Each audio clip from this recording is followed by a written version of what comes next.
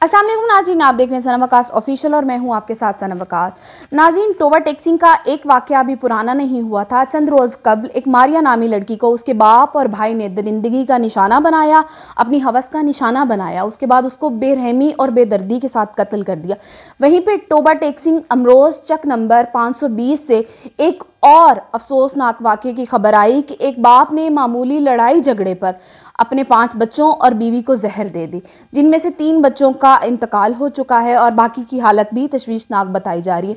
नाज़रीन, मामला सारा कुछ इस तरह से था कि जिस तरह से ईद आ रही है और घर में मामूली लड़ाई जो है वो आम रूटीन में शॉपिंग की या घर के खर्चे की या इस तरह की चीज़ों की होती है। मामूली लड़ाई, मामूली तल्ख कलामी इतनी इंतहा पे चली गई कि एक बाप ने अपनी ही औलाद को जहर दे दिया। वो बाप मुआशी इतना तंग था, वो बाप हालात से इतना तंग था कि उसको एक बार भी ये ख्याल नहीं आया कि मैं अपने बच्चों के साथ क्या करने जा रहा हूँ, मैं अपने बच्चों की खुद ही जान लेने जा रहा हूँ। एक बाप ही अपने बच्चों का दुश्मन बन गया। नाज़रीन, ये कोई पहली बार नहीं हुआ। इससे पहले भी लाहौर में काना में एक बाप अपने 4 बच्चों को जिंदा नहर में फेंक चुका है।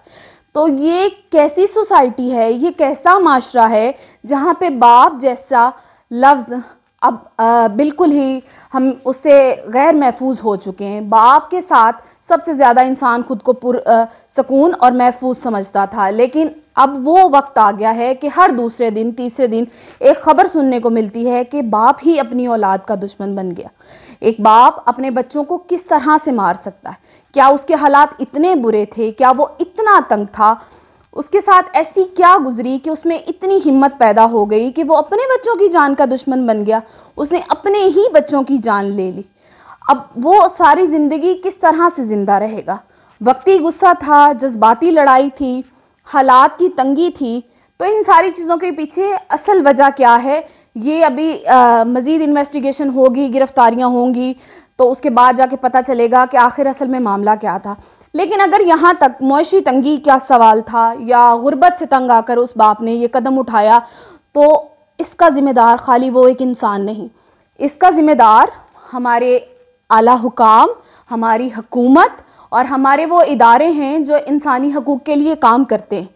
कि क्यों एक इंसान भूख और अफलास से एक पाकिस्तान जैसे मुल्क में जहाँ पे वसी वसाइल हैं, जहाँ पे हमारे यहाँ हमारी हुकूमत को VIP प्रोटोकॉल दिया जाता है, वहाँ पे एक बाप अपने बच्चों को रोटी खिलाने की वजह से तंग आकर जहर देकर मार देता है। गरीब जाए तो जाए आखिर कहाँ? इतनी आसानी से किसी में भी हिम्मत नहीं पैदा होती, कोई छोटी वजह नहीं होती कि इंसान उठकर अपनी औलाद का गला दबा दे।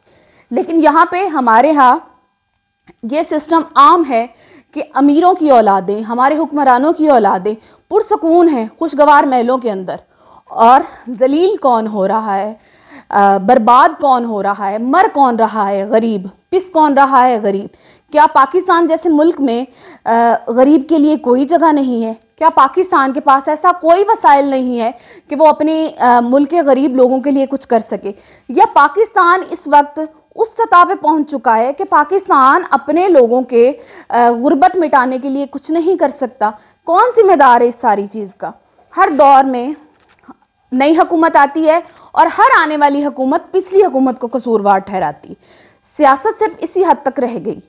क्या सियासी हुक्मरानों की लड़ाई सिर्फ कुर्सी तक है? क्या सियासतदानों को गर्ज सिर्फ कुर्सी तक है? तो फिर क्यों हमें ही निशाना बनाया जा रहा है? क्यों एक अवाम ही पिस रही है? सालों से चलता आ रहा है। कभी आज तक किसी ने देखा है कि गुर्बत की वजह से किसी सियासतदान की किसी औलाद ने खुदकुशी की हो, या किसी सियासतदान ने अपनी औलाद की जान ले ली हो गुर्बत और अफलास की वजह से? जब हमारे हुक्मरानों के पास इतने वसाइल हैं कि उनके इलाज बाहिर होते हैं, उनकी शॉपिंग्स ब्रांड्स की होती हैं, उनके पास हर वसी वसाइल है, उनके पास एक VIP प्रोटोकॉल है गाड़ियों का, और गरीब रोटी से तंग है। हमारे यहाँ लोग मर जाते हैं आटे की लाइन में लग लग के, लोगों की जानें चली जाती हैं, और उधर इतनी लंबी लाइन होती है हमारे किसी आला वजीर के प्रोटोकॉल की कि अवाम 2-2, 3-3 घंटे रोड पे जलील हो जाती है। इन सारी चीज़ों का कसूरवार कौन है? जो सवाल उठाता है उसको सवाल करने के काबिल नहीं छोड़ा जाता। क्या ताकत इसी चीज़ का नाम है? क्या ये सब हुक्मरान, ये निज़ाम चलाने वाले लोग भूल चुके हैं कि इन्हें बिलाखिर खुदा को जवाब देना है? कब्रें तो सबकी एक जैसी होनी है। مرنا تو سب نے ہے، تو کیوں یہ ایک غریب کا حق کھا کر، ایک غریب پاکستانی کا جو سارا دن محنت کرتا ہے، پاکستان میں سب سے زیادہ محنت کسان کرتا ہے، سب سے زیادہ محنت مزدور کرتا ہے، اور سب سے زیادہ غربت بھی مزدور اور کسان کے گھر میں، آخر کیوں جو لوگ صرف بیٹھ کر قلم ہاتھ میں لے کر فیصلے کرتے ہیں ان لوگوں کو غریبی کا کوئی احساس نہیں ہے؟ وہ لوگ کیوں ایسے وسائل پیدا کرنے کی کوشش نہیں کرتے؟ وہ لوگ کیوں اپنی عیاشیوں کو کم نہیں کرتے کہ اپنی ضروریات کو کم کر کے غریب لوگوں کا خیال رکھیں؟ برانڈز کے کپڑے پہننے والوں کی قبریں برانڈڈ نہیں ہوں گی، اچھی اور مہنگی گاڑیوں پہ پھرنے والوں کو اگلے جہان رعایت نہیں ملے گی۔ یہ لوگ اپنی آخرت کیوں بھول گئے؟ ایک اچھے حکمران کا مقصد اپنی حکمرانی میں آ کر سب سے پہلا کام اپنے ملک کے ہر گھر میں روٹی پہنچانا ہے، اور پاکستان اس وقت وہ بدترین ملک بن چکا ہے کہ جہاں پہ روٹی کی تنگی کی وجہ سے لوگوں کی جانیں جا رہی ہیں۔ کس سے سوال کریں؟ کون جواب دے گا؟ جو سوال کرتا ہے اس کی شکل نظر نہیں آتی، اور جواب دینے کو ان کے پاس 100 بہانے ہیں۔ ہر دوسرے گھر میں اس وقت آٹے کی تنگی ہے، آٹے کی قلت ہے، امیر امیر سے امیر تر ہوتا جا رہا ہے، اور غریب غریب سے غریب تر ہوتا جا رہا ہے۔ کس چیز کی سزا مل رہی ہے غریب کو؟ اس ملک میں رہنے کی، اس ملک میں پیدا ہونے کی، یا انسان ہونے کی؟ کیا یہ حکمران خود کو خدا سمجھ بیٹھے؟ اور یہ کسی ایک حکومت یا کسی ایک شخص نے ایسا نہیں کیا، یہ برسوں سے حکومتیں آ رہی ہیں اور اپنے ہی مفادات کے لیے کام کر رہی ہیں۔ ہر سال اگر چیک کیا جائے تو حکومت میں رہ کے جانے والا بندہ ملینز میں ہوتا ہے، اور غریب غریب سے غریب تر ہوتا ہے۔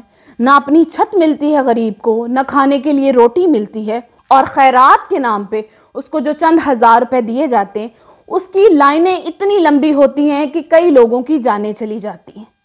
آپ بھی سوال کریں، میں بھی سوال کرتی ہوں، سب مل کے سوال کریں کہ ہمارے ووٹوں پہ الیکشن جیت کر ہمارے حکمران بننے والے آخر ہمارے ذمہ دار کیوں نہیں ہیں؟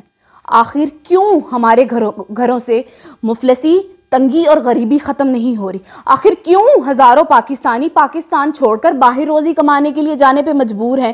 کیوں پاکستانی حکومت پاکستانی وسائل کو بروئے کار لا کر پاکستانی لوگوں کے لیے روزگار کے وسائل مہیا نہیں کرتی؟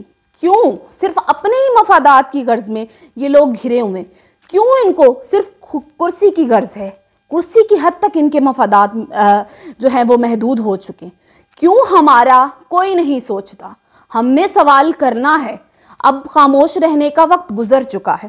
یہ آج اصغر علی نامی شخص جس نے اپنے 5 بچوں کو زہر دی ہے، ابتدائی معلومات کے مطابق سننے میں یہی آ رہا ہے کہ وہ غربت سے اتنا تنگ آ چکا تھا، وہ اتنا تنگ آ چکا تھا کہ بیوی کی لڑائی تھی کہ بچوں کے خرچے پورے کرو، بچوں کی فرمائشیں تھیں، وہ بیچارہ محنت مزدوری کرنے کے باوجود نہ بچوں کی فرمائشیں پوری کر سکا اور نہ بچوں کے اخراجات پورے کر سکا۔ تو کیا کرتا وہ؟ اس کے پاس کیا راستہ تھا؟ وہ اس میں کتنا قصوروار ہے؟ اگر سزا اصغر علی کو ملتی ہے اپنے بچوں کو زہر دینے پہ، تو سزا اس وقت کے قانون نافذ کرنے والے ادارے، وہ ادارے جو انسانی حقوق کے لیے اس وقت کام کر رہے ہیں، وہ ادارے جو اس وقت ہمارے حکمران ہیں، جن کا کام ہے اس وقت اپنے ملک میں روٹی پوری کرنا، اپنے ملک کے ہر گھر تک آٹا پہنچانا، اس سے بڑی نہ کوئی ڈیمانڈ ہوتی ہے اور نہ کچھ ہوتا ہے۔ جب پیٹ خالی ہوتا ہے تو پھر آپ کو غرض نہیں ہوتی کہ آپ کے ملک میں سیاست دان کون ہے۔ میری گزارش ہے وزیر اعلیٰ پنجاب سے، اور میری گزارش ہے ہر اس انسان سے جو صاحب استطاعت ہے، کہ اپنے ارد گرد دیکھیے، اپنے ارد گرد ایسے لوگوں کو دیکھیے جو لوگ صرف اس وجہ سے مر رہے ہیں، جو لوگ اپنے پیاروں کو اس وجہ سے مار رہے ہیں کہ صرف ہم ان کی روٹی نہیں پوری کر سکتے۔ جو ملک صرف ابھی اسی حد تک ہے کہ اس ملک میں روٹی پوری نہیں ہو رہی، وہ ملک کیا ترقی کرے گا؟ وہ ملک کہاں سٹینڈ کرے گا؟ تعلیم، شعور، یہ چیزیں تو بہت بعد کی ہیں۔ پہلے آپ اپنے ملک کے ہر گھر میں روٹی پوری کریں، یہی آپ کا پہلا مشن ہونا چاہیے، تاکہ یہاں پہ غریب غریبی سے نہ مرے۔ میرے چینل کو لائک کریں، سبسکرائب کریں اور شیئر کریں، اور مزید ایسی ویڈیو دیکھنے کے لیے میرے چینل کو دیکھتے رہیں۔ اللہ نگہبان۔